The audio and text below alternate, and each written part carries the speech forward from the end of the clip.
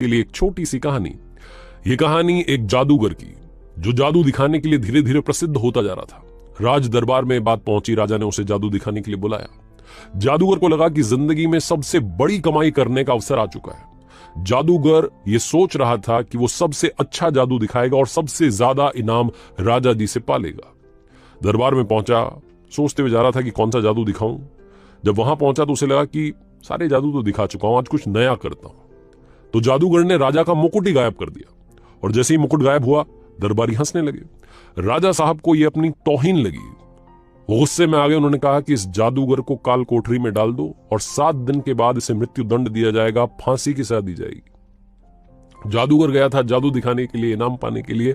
उसे कोठरी में डाल दिया गया। उसकी पत्नी को बात मालूम चली, रोती बिलखती पहुंची अपने पति से मिलने के लिए। जाकर के देखती है कि जादूगर मुस्कुरा रहा था। उसने कहा कि पागल पागल तो नहीं हो गए, 7 दिन के बाद में तुम ये दुनिया छोड़ के चले जाओगे और तुम मुस्कुरा रहे हो। जादूगर ने कहा कि चिंता क्यों करती हो, अभी 7 दिन का समय है, अभी मुस्कुराओ, खुश रहो, सब ठीक होगा। पत्नी को लगा कि पति पागल हो गया है, मौत को सामने देख करके बातें पागलों जैसी कर रहा है। वो चुपचाप वहां से चली गई। रोज उससे मिलने के लिए आती। वो रोज कहता कि 6 दिन बचे, 5 दिन बचे, 4 दिन। फाइनली फांसी का दिन आ गया।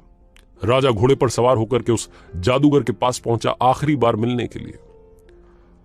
और जब उसने देखा जादूगर ने कि राजा घोड़े पर आया, उसके दिमाग में एक आइडिया आया। जैसे ही राजा वहां आया तो जादूगर उदास हो गया, रोने का नाटक करने लगा। राजा ने कहा कि हाँ भाई, क्या हुआ? उस दिन तो मुकुट गायब कर रहा था, जादू दिखा रहा था, आज जब तेरे सामने फांसी है तो तुझे रोना आ रहा है। जादूगर ने कहा कि नहीं महाराज, मरने से नहीं डर रहा हूं, मरना तो सबको है। मुझे इस बात का डर है कि बरसों से एक कला सीख रहा था, अपने घोड़े को उड़ना सिखा रहा था, उसे उड़ाना चाहता था। वो काम बस 1 साल में पूरा होने वाला था। अब मैं वो कला अपने साथ ही लेकर के दुनिया छोड़ जाऊंगा। मुझे इस बात का अफसोस हो रहा है। राजा के मन में आया कि उड़ने वाला घोड़ा ये जादूगर तैयार कर रहा है। मान लो वो घोड़ा मेरे पास आ गया तो मैं बड़ा से बड़ा युद्ध जो है आसानी से जीत जाऊंगा। बड़े से बड़े युद्ध में बड़े से बड़े राजा को ऐसे ही हरा दूंगा। उड़ने वाला घोड़ा मेरे पास होना चाहिए। इसी लालच में राजा ने उससे कहा, जादूगर से, कि एक काम करते हैं, 1 साल का तुम्हें समय देता हूं। 1 साल के बाद में अगर वो घोड़ा मुझे दे दिया तो बात ठीक है, लेकिन अगर नहीं दिया तो तुम्हें फांसी की सजा दे दी जाएगी 1 साल के बाद में। तब तक के लिए तुम्हें रिहा किया जाता है। तो 1 साल के लिए इसको बरी कर दिया गया। जादूगर सीधा अपने घर पहुंचा। वहां जाकर के देखता है मातम छाया हुआ था, लोग रो रहे थे, रिश्तेदार आए हुए थे, इसकी पत्नी रो रही थी। लेकिन अपने पति को जिंदा देख करके वो मुस्कुराने लगी, खुश हो गई। सब लोग खुश रहे। आधे 1 घंटे के बाद में सब लोग चले गए। घर में पति पत्नी बचे।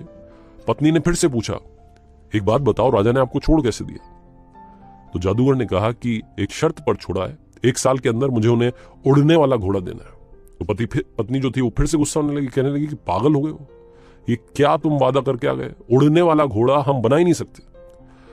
जादूगर ने कहा, मालूम है मुझे नहीं बन सकता, लेकिन 1 साल का समय है, इस 1 साल में खुश रहो, मुस्कुराओ, इस जिंदगी को जियो, बस यही कहना चाहता हूं। पत्नी ने कहा कि फिर से तुम्हारा ज्ञान चालू हो गया।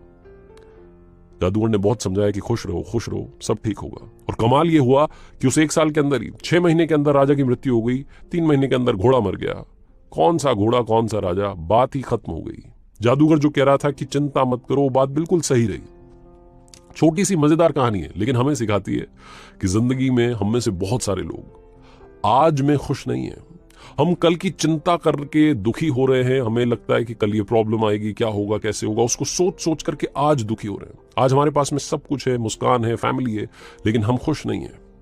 हम कल की चिंता में दुखी हैं। ये जादूगर की छोटी सी कहानी हमें यही सिखाती है कि जो होगा देखा जाएगा। जिंदगी में ये फंडा भी बड़ा काम आता है।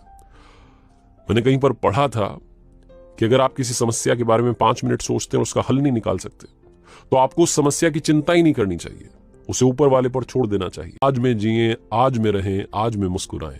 जो कल होगा वो आपके कर्म डिसाइड करेंगे।